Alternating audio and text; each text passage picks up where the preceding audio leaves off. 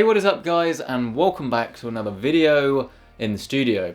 And today we're looking at the brand new case from Corsair, the 270R.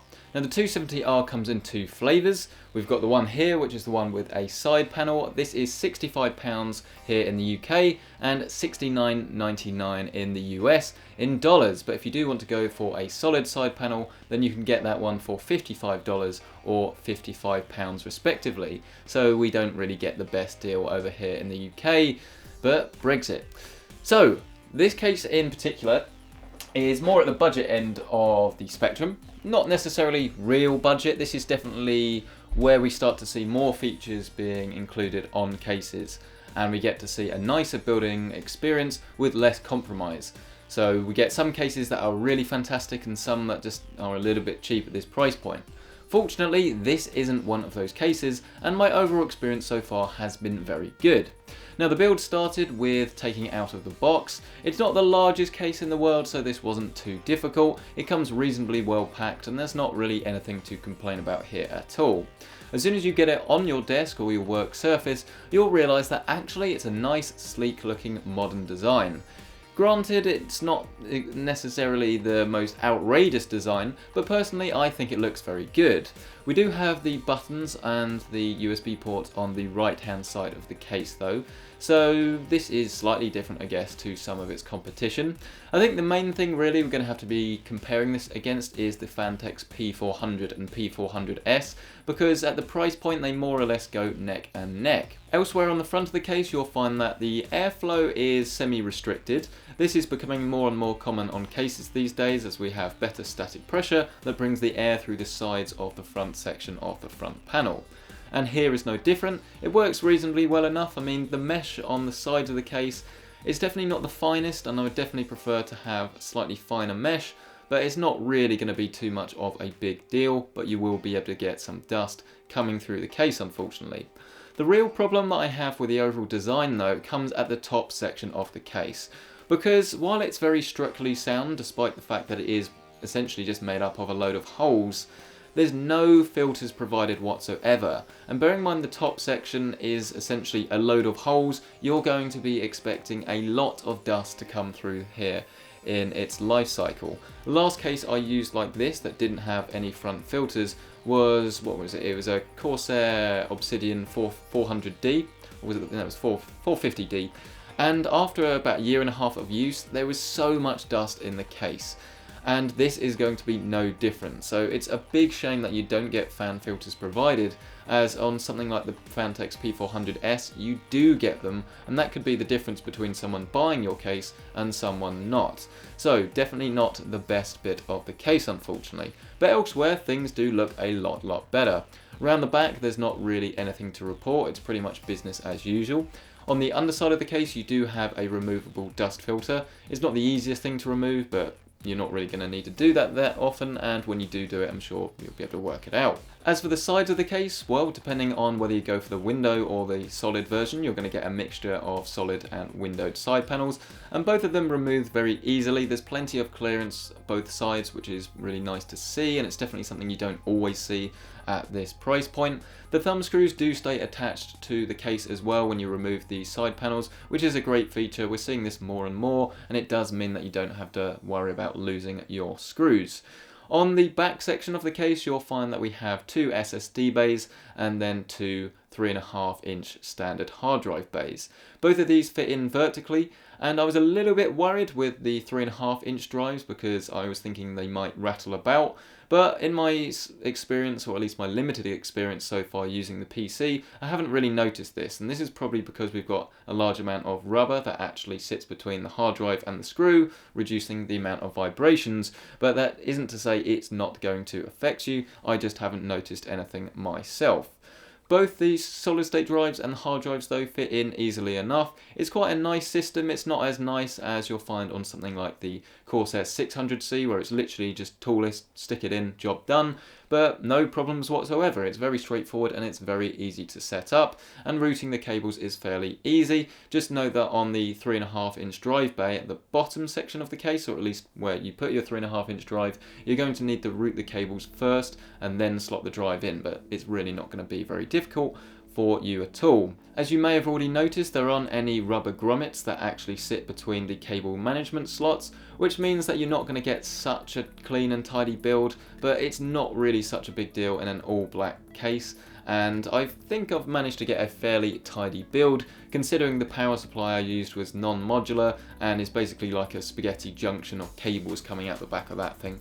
So yeah, generally speaking, cable management actually isn't too much of a problem whatsoever. But as we move around to the main section of the case, you'll find that we do have a basement that of course you won't really be able to see into.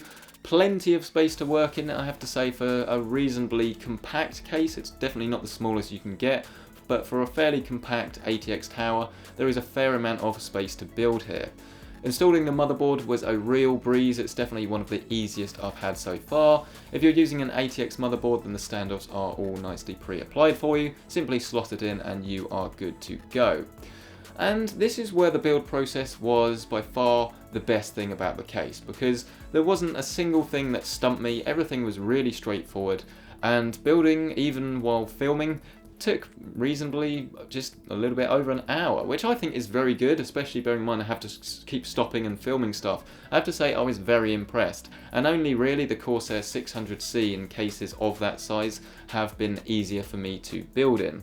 Compared directly to the Phanteks P400S, well, they're definitely about similar, and both were very easy to build in, and both actually seem like fairly premium cases, despite their fairly modest price tag. For my build, I did use a H100i water cooler, and this is the only real thing that I did have to change my plans slightly, as I was originally going to put the water cooler up the top, as this does support a 240mm cooler, but I found that it just wasn't very easy to fit in. I would probably have to take I would certainly have to take the fans off, maybe take the RAM out, put it in, and then put everything back together. And while I would say it definitely is doable, be careful, because if you do have a thicker radiator, it's going to be a very tight fit indeed. But moving it to the front section of the case was no bother whatsoever. Just note that the amount of cooling performance you may get may be reduced, because of course your fans are going to be blocked by the front panel. And then the only other thing really to note is that I did use some magnetic LED strips.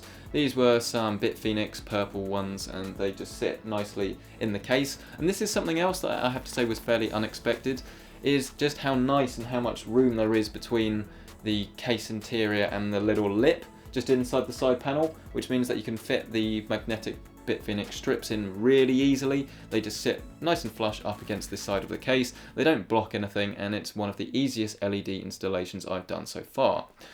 And that was my build. As you can see, I think it does look very nice indeed. There were a couple of cable management issues that I wasn't quite so happy with, and these are mainly to do with the front section. The front section of the case is quite a distance away from the motherboard tray, which means that if you do have fairly short cables on your front fans, then you might struggle to route them, and you'll have to do what I had to do, which was have them sticking out in the front section a little bit, which meant that I wasn't getting such a clean and tidy build. But in all honesty, I think if I spent another half an hour really trying to get the cable management in this case sorted, then it wouldn't be a problem whatsoever. But please note that if you are using a front radiator, you may struggle a little bit with the fans.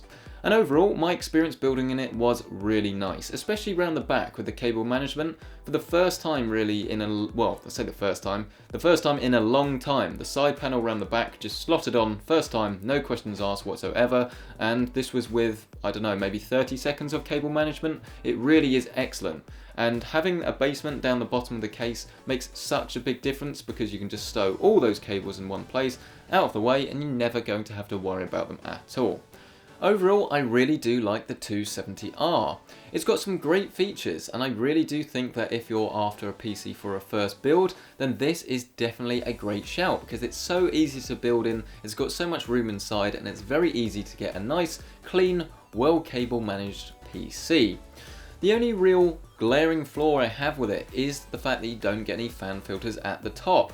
And while this might not sound like a big deal to some people, it's going to mean you're going to get a lot of dust in your PC. If you have pets in your home especially, you really are going to have to clean your PC regularly. You're definitely going to notice a fair amount of dust, unfortunately. But assuming that doesn't put you off, this is a great case and does come thoroughly recommended, which is why it wins the Top Performer award.